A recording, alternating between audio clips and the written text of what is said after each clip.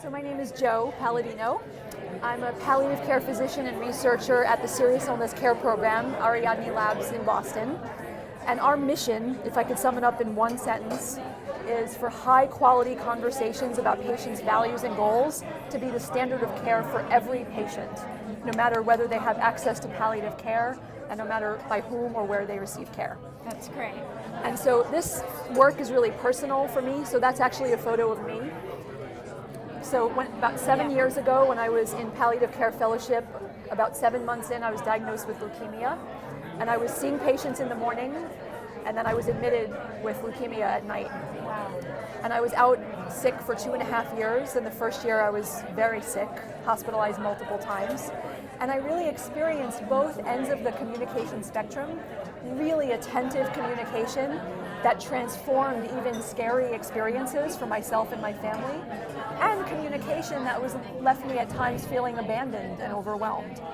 And so what I learned from that experience is that even though I wasn't facing the end of life, because I was living with a serious illness, I was facing high stakes decisions, and meaningful communication could have made a difference, not only in the outcome, but also in the experience.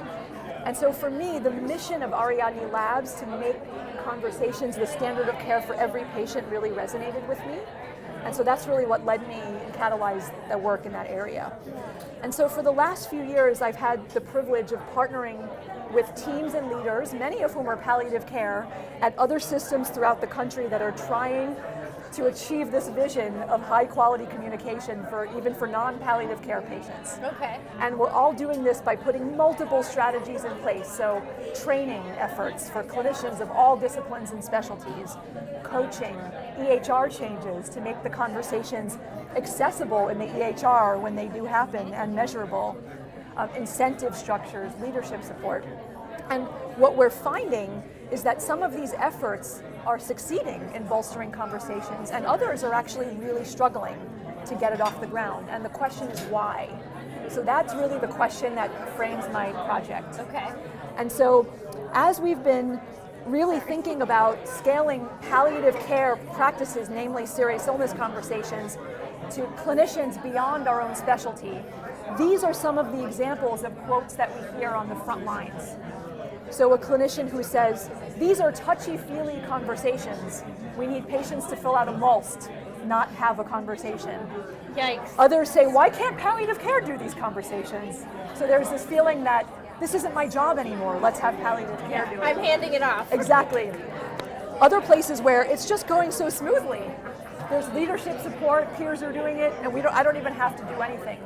And then of course you're hearing examples of this deeply acculturated belief that these conversations should only happen when people are out of treatment options. That actually, instead of it being a core part of how we care for patients over the trajectory. Right. And so the theory... interesting. And so we see that manifested. Patients don't come here to talk, they come here to get treated. And then also, finally, different views about the role of nurses and social workers in conversations, which could support or impede efforts. And so my theory is that all of these beliefs, these attitudes are a manifestation of local culture, healthcare culture, around end-of-life care, palliative care, and serious illness conversations. And if we can find a way to describe and characterize that culture better, then perhaps we can tailor our improvement strategies to be more successful at not only changing behaviors, but changing outcomes for patients.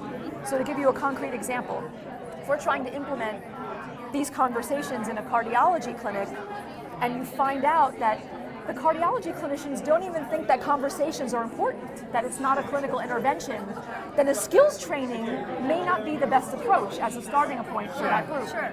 But instead, if you're trying to do this in primary care, and you find out that people want to have these conversations, they're open, they're willing, but they either feel unprepared or they feel like they don't have the leadership support or time and space in the workflow, then you might tailor a different strategy there, maybe training as well as creating time and space, rewarding conversations. That might be the lever that we can push to kind of bolster these conversations in practice. So how do you change culture? Because Yes. I see the That is the $1 million That's the question. We can all go home if we can figure that out. but yeah, the title of your project is so bold And I think culture is, the subtle thing that runs That's right. throughout an organization and throughout a system. And how do you systematically address culture to get the kind of change you want to see? That's right. So I would say that even though I think we don't have one answer, there isn't a one-size-fits-all strategy. Some of the themes that I'm learning from some of the systems that are successful is that they're using both leadership level and frontline level strategies. So at the front lines, engagement, changing hearts and minds, asking for people to reflect on their own practice, training, coaching. These kinds of efforts not only build people's skills and confidence, but they share the why. Why are we all doing this? And get people to identify their own why, and then provide reinforcements in practice.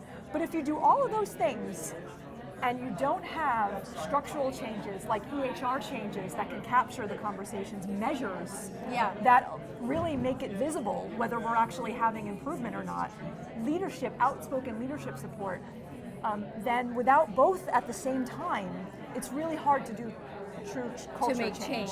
Yeah. That's right. And so I think that the truth is culture is dynamic. It manifests in how we talk about serious illness care, how we behave towards serious illness care, and if we can think about comprehensive strategies that can start to shift some of those practices and behaviors, then we can get ourselves further on the road in creating lasting change. Things that kind of mutually reinforce one another. Mutually reinforce one another, that's right. And so a lot of what we're doing here is so culture isn't static, we're building a culture in which these conversations become a more integral, reliable, and better quality part of practice. Yeah. And so I think the truth is that it's really flexible in terms of there not being a one-size-fits-all strategy. But if we could get some better descriptions of what strategies might work in one place versus another, perhaps we can more effectively tailor our efforts. Good. So I'm excited, and to me, culture change is all hands on deck. So one of the reasons I'm so excited about the Cambia Scholars is that we're all working at this in our own ways, and we need each other. It's an army To be right, effective, right. And so part of this is about the connections that we build with ourselves and outside of our field to really drive this kind of change. Yes, that's great. It will take a lot. It will take a lot of Absolutely. us. Yeah. Well, thank you. Thank you. And welcome. Thank you so much. Yeah.